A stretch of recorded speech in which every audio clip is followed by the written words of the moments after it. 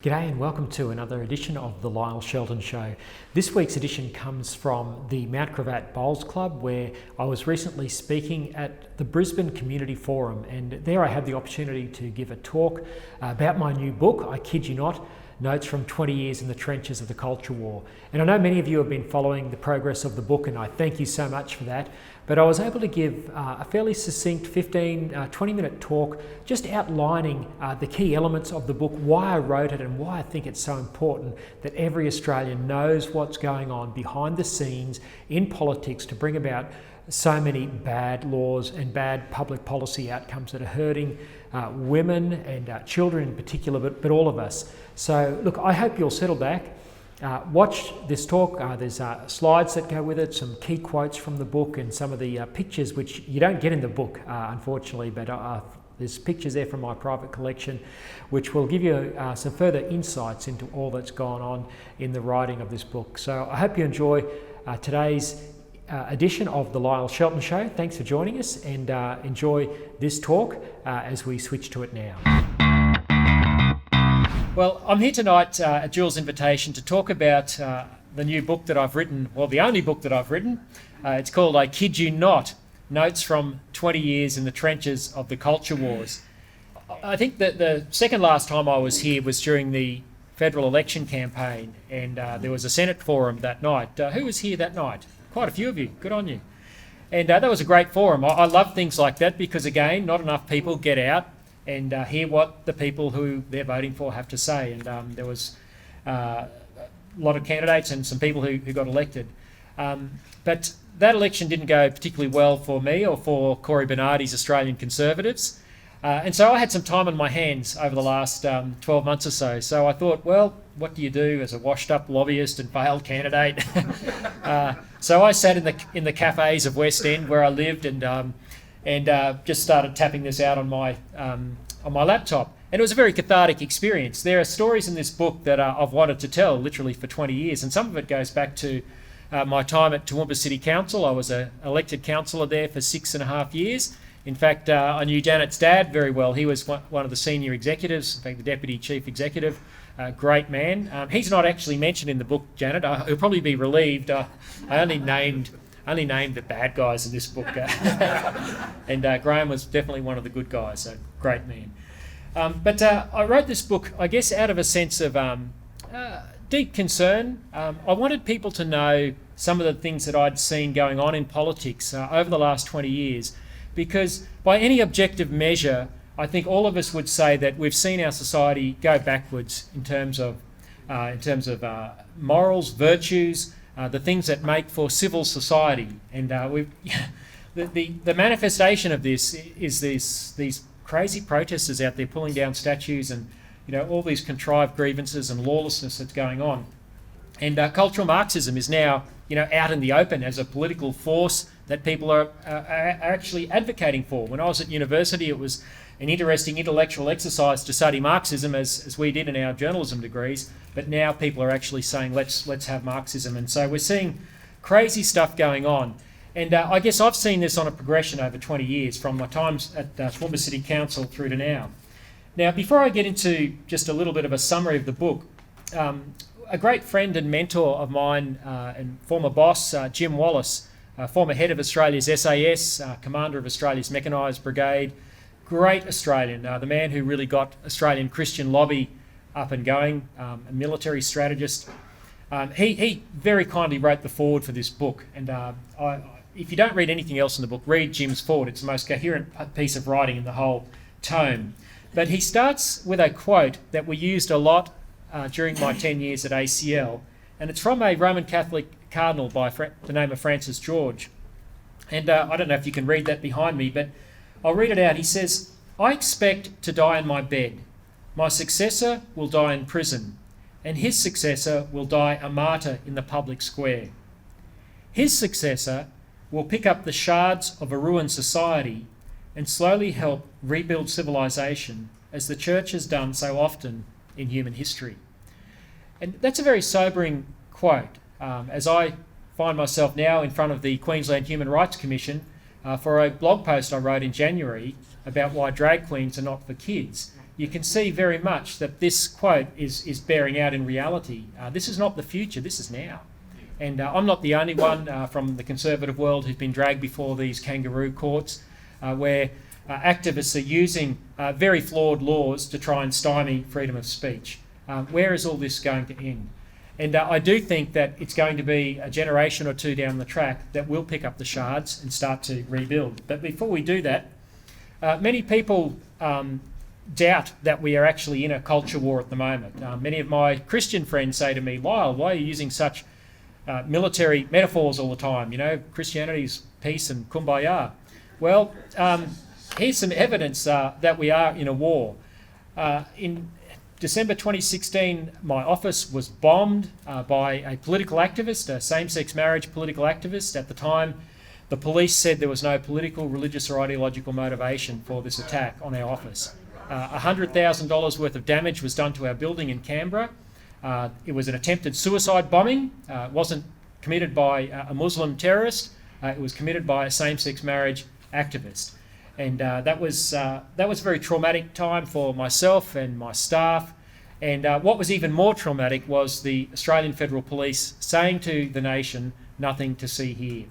No one believed that.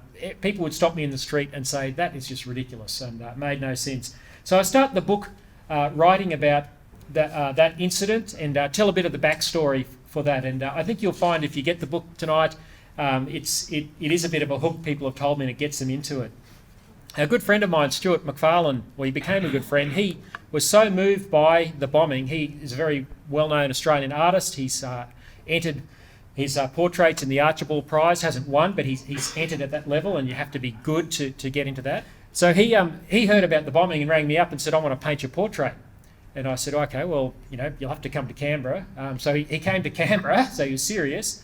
And then I went down to his house at Maslin Beach in South Australia, and he finished it. He tried to enter that portrait in the Archibald Prize. Guess what? They wouldn't accept it. They wouldn't accept it. He since told me that he tried to enter that in several art prizes. Now, this is one of Australia's, well-regarded artists. Has anyone heard of Stuart Mcfarlane? A couple of people. If you follow art, creative realistic narrative, I think that's the genre. But no art prize would accept that as an entry. Stuart's been cancelled because he painted something controversial. Of course, there was a big media issue with all that, and had everyone from the Prime Minister and the former Prime Minister on the phone showing sympathy. It was quite a dramatic time. So that was the bombing. Then I get into my time at Toowoomba City Council, and I was 30 years old when I got elected. I wasn't particularly looking for, to be a morals crusader necessarily, although I was always going to stand up for, good values and virtues. But as I was campaigning in my first election, the then Labor government under Peter Beattie, remember him, anyone? Yeah, a few people here. He had a bill before the Queensland Parliament called the Prostitution Bill 2000, and its its intent was to legalise brothels for the first time in Queensland. And Peter Beattie said, look, you can't stop prostitution, so you might as well just bring it in for the cold and regulate it. And we can make it safe, and this will be this wonderful, utopian industry workplace for young women to go and work at. And I just thought that makes no sense. I had a 3-year-old daughter at the time, and I thought I don't want her to grow up in a state where the state government says that working in a legal brothel is the moral equivalent of serving fries at McDonald's for an 18-year-old. And so I thought, well, I'm going to say something about this, and I did, and all hell broke loose, which often happened when I opened my mouth. But the government had construed the law so that local councils like Toowoomba, who had a population of more than 25,000, had no choice but to sit around the council table and put up our hands and approve brothel applications whether our city wanted them or not. We were forced to. And so I didn't argue the morals of it. I said this is wrong for the state government to force us to. As I was writing this book, I thought I really want to talk to someone who worked in one of Peter Beattie's legal brothels that he said were going to be safe and dignified and a wonderful place for young women to work. And my sister, who still lives in Toowoomba, knew this lovely lady called Beck Cooper, who's on your screen. And Beck worked for several years in legal brothels here in Brisbane at Albion. Monticello's was one of them. The publisher wouldn't let me publish that in the book for fear of legal retribution. But that's where she worked. And she said, I went up to Toowoomba, I drove up to Toowoomba last year, and I sat with her at a coffee shop and got her to tell me her story. I wanted to see whether what Peter Beattie said was true or not. And her life was horrendous working in the sex trade. And this was just one little quote. She said, the girls wouldn't even have time to have showers in between because management would be buzzing saying the next one was in. She said the waiting room at Monticello's on a Saturday night was full of drunk men. It was just an awful environment, and this is how these women were supposed to work in what was supposed to be a safe and lovely environment that our politicians were going to provide for them. You can see why I've been a bear with a sore head and why it's so frustrating when you raise these issues. And I've got hold of reports from the UK Home Office, the Swedish model. The Swedes had gone away from this model and they were actually criminalising men for buying women. And I put all this evidence before our council and it was completely ignored. And of course I put it before the state government, it was also completely ignored. Moving on in the book, I've got a bit of a sex theme early on. My mother-in-law said it was a bit edgy. I don't know whether she read it all. But the next chapter is about the whole pornography issue, and that's a massive issue in our society. It's a big challenge for every man who lives in this society, and for many women, and it's destroying relationships and just having a devastating effect on our children. The age of first exposure to pornography now is lower than 10 for boys, and sexting and the iPhone world has just gone nuts, and it's destroying the ability of kids to have any meaningful relationships. But these two gentlemen, gentleman's the wrong word, there's Hugh Hefner and Harvey Weinstein. The week that, Hugh Hefner died 1 week, about 2 years ago, and then the very next week, Harvey Weinstein was exposed for his preying on young actresses. Remember that? So 1 week, Hef dies, and everyone, Hugh Hefner found Playboy Mansion, the guy in the pyjamas with the bunny girls, and what a fine fellow Hef was the media narrative that week. The next week was Harvey Weinstein exposed and how evil but I just thought to myself, we as a society have gone nuts. We're lauding Hef 1 week and then condemning Harvey the next. Can't anyone join the dots? Harvey was just living out Hef's dream that he had been telling the West to live out since the 1950s when he founded the Playboy Mansion. And so what I did in this chapter was expose that irony and then summarised a piece of research which my research officer at ACL, Dr. Elizabeth Taylor, a PhD from Cambridge, she wrote a brilliant paper on pornography as a public health issue, and not enough people have seen it, so I've summarised that as a chapter in the book. But also, my sister in Toowoomba is doing a lot in the whole area of domestic violence and working with the people who work in that area, and they can join the dots between violence against women and pornography. And Kathleen Turley, the head of the Toowoomba Domestic Violence Action Centre, said this last year at a meeting that I was at. She said, if our society is going to form a comprehensive response to domestic violence, it is vital that we begin to acknowledge the role that pornography plays in domestic and family violence. That's from someone working on the front line. Yet we have politicians on both sides of politics who will defend the pornography industry in this country, and they won't talk about it. That brings me to another issue in my Toowoomba days, and that was the big debate over recycled sewage water and whether we should purify our sewage water. Anyone remember that going on up the range? I lived that for about 2 years, and it was quite a time. And I decided to write about this because I come to the view that whether it's a so-called moral issue or some other issue that the left are pushing, I don't like to use left and right terms, but they serve a purpose. People with agendas push agendas, and the truth doesn't always come into it. And I discovered after we got a little way down the track with this proposal to drink recycled sewage water that we weren't being told the full truth. We were told this was done all over the world. We were told the technology was used in lots of different countries. I started doing some research and found that there was nowhere in the world that was doing this. And to this day, there's still no city that I'm aware of that takes water from its sewage plant, puts it through a reverse osmosis, ultraviolet filtration, and then deposits that water into an impoundment. I'm not aware of anyone in the world who does that to this day. Yet we were told this is done everywhere, not controversial. Climate change means it's not going to rain again, so you need to do this. But I was thinking, hang on, Brisbane's water supply crisis is far worse than Toowoomba's. The Gold Coast, Sunshine Coast was. Peter Beattie said, this is the Armageddon solution. It's not government policy to place recycled water in dams. That's what he said at the height of our debate. And I'm sitting up there on the hill thinking, well, hang on, we're being told this is the only option we have. Brisbane's in a worse situation with Wivenhoe dam levels even lower and a bigger population to serve. And yet we're being told this is the only option that we have and we have no other choice. That's where I first met Malcolm Turnbull. He was the fledgling water minister at the time, ambitious, a man in a hurry under John Howard. And he came to Toowoomba and he said, you have no other option, you must do this. And I put up my hand at a Liberal Party meeting and I said, Mr Turnbull, what about the pipeline to Wivenhoe? Oh no, I'll talk to you afterwards. Well, he didn't talk to me afterwards, he left without talking to me. And about 3 years later, I read in the Australian newspaper that they built the pipeline to Wivenhoe, which they said couldn't be done. Anyway, so you can read that chapter. Anyway, I've got that off my chest. I feel better saying this. The chapter in the book that I'm probably felt most burdened about and wanted to tell was the one entitled Blood on Our Medicare Cards. And this is something that traumatised me after a campaign in 2008. I'd only been at ACL a couple of years.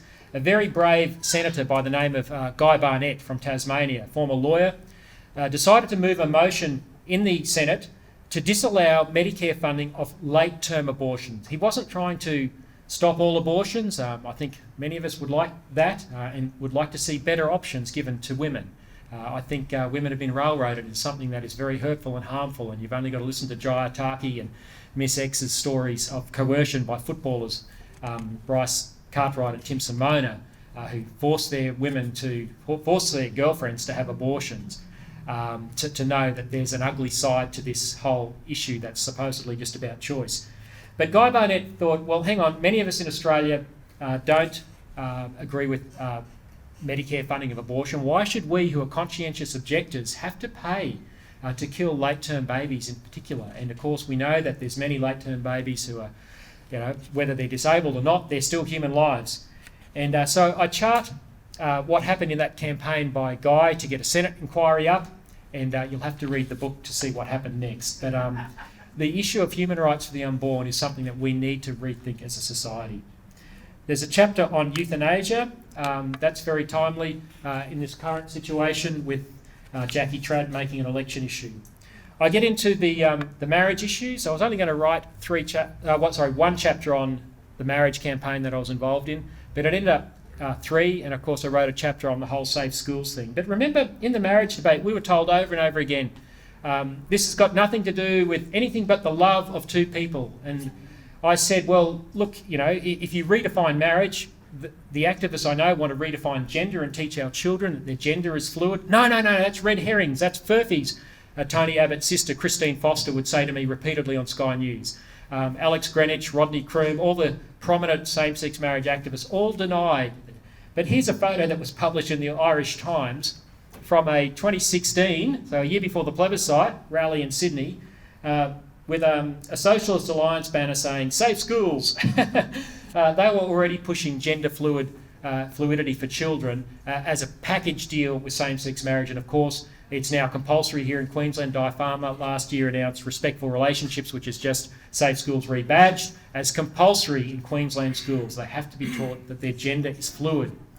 And of course, one of the big consequences of same-sex marriage, and this is goes to the heart of the matter, is we've created a family structure where some children are forced, not through tragedy or neglect, but through the lifestyle choices of adults, to miss out on the love of their mother. And I don't care how much love two blokes can show a baby. I'm sure they can be competent parents, but neither of them can be that child's mother. And we can't think through that as a society. We have lost our way.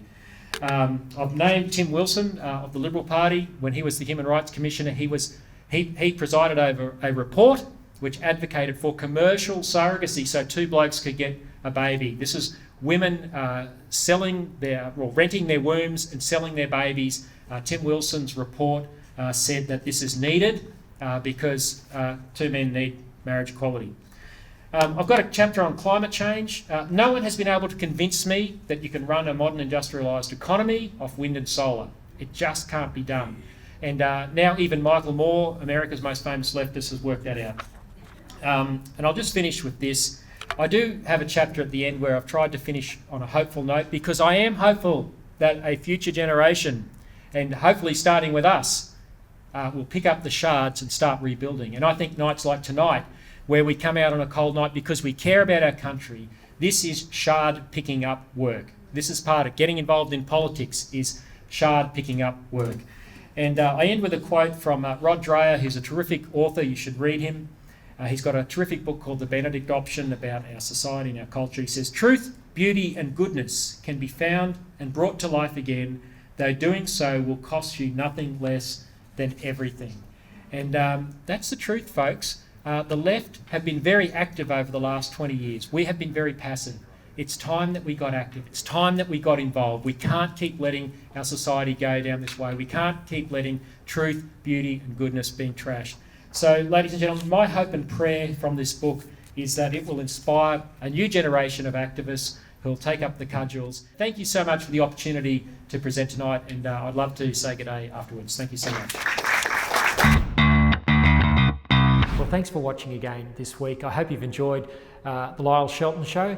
Remember, if you haven't got your copy of, I kid you not, Notes from 20 Years in the Trenches of the Culture War, go to lyleshelton.com.au and you can get your copy there. It's $35. That includes postage and handling. Well, thanks again, and I look forward to your company again next week on the Lyle Shelton Show. The Lyle Shelton Show is a production of The Good Source, hosted by Lyle Shelton. To watch, listen to, or read more content without the SJW PC fact filter, visit goodsource.news. Good, SAUCE.news. Become a Good Source supporter for exclusive access to live and unedited interview recordings, including the conversations before and after the show.